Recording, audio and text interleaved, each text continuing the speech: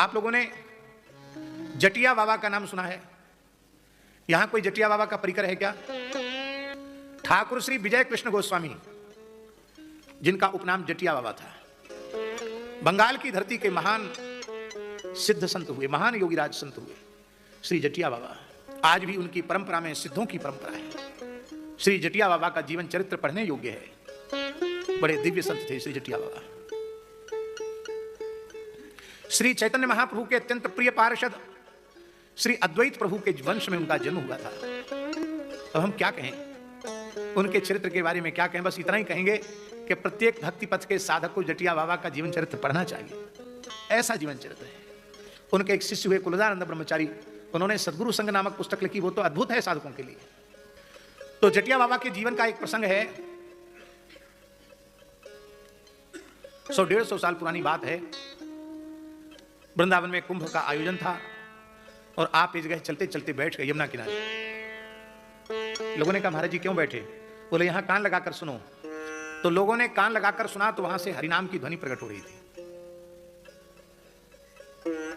यहां से हरिनाम कैसे सुनाई पड़ रहा है? तब उन्होंने कहा कि एक नाम जापक महात्मा, उन्होंने यहां बैठकर भजन किया। भजन करते करते उनका शरीर शांत हो गया। उनका शरीर यहां मिट्टी के भीतर है।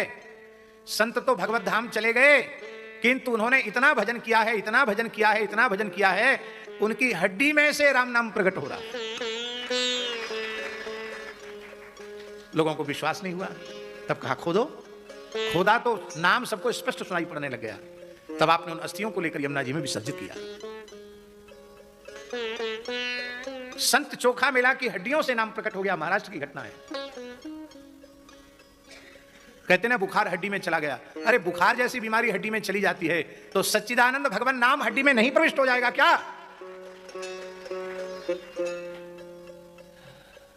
भजन करने वालों का देह दूर से देखने में सामान्य देह के जैसा लगता है, पर वो सामान्य देह नहीं होता है।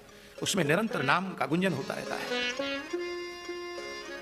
स्थूल रूप में देखने में पंचभूत और सप्त धातुएं दिखाई पड़ती हैं, पर आध्यात्मिक दृष्टि से उन संतों को आप देखें तो नाम के अलावा उसमें कुछ नहीं समझ में आएगा। केवल नाम, केवल नाम, केवल नाम।